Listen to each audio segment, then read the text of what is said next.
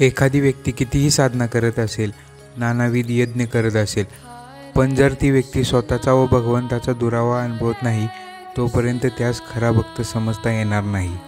संत तुकाराम महाराज हे भगवान श्रीकृष्ण म्हणजेच विठ्ठलाचे विशुद्ध भक्त होते.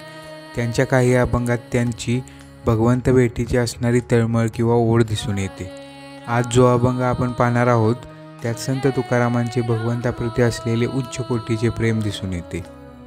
कन्या सासुरासी जाये, मागे परतोनी पाहे, तैसे झाले माझ्या जीवा, केव्हा भेटसी केशवा. चुकली या माये, बाळ हुरू हुरू पाहे, जीवना वेगळी मासोळी, तैसा तुका तळमळी.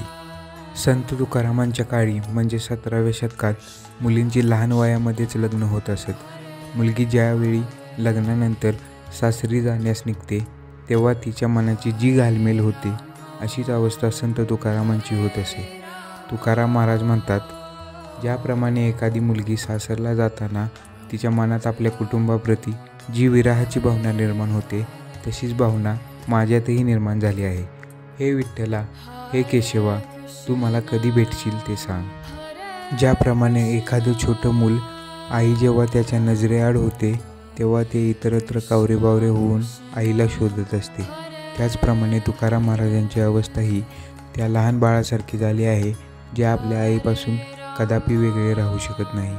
शेवटच्या चरणात संत तुकाराम महाराज म्हणतात, मासा पाण्याबाहेर येताच तो ज्या प्रकारे तळमळत असतो त्याचप्रमाणे माझी ही अवस्था झाली आहे. मी सुद्धा तळमळतो आहे, कारण माझा प्राण माझ्या पांडुरंगाची मला भेट घडत नाही आहे. विरहाची भावना ही भगवत प्रेमाच्या अधिक जवळ पोहोचवण्यास मदत करते. आध्यात्मिक जगतातच नव्हे तर भौतिक जीवनातही जेव्हा आपली एखादी प्रिय व्यक्ती आपल्यापासून दूर होते त्यावेळी त्या व्यक्तीप्रती आपले प्रेम वाढत जाते.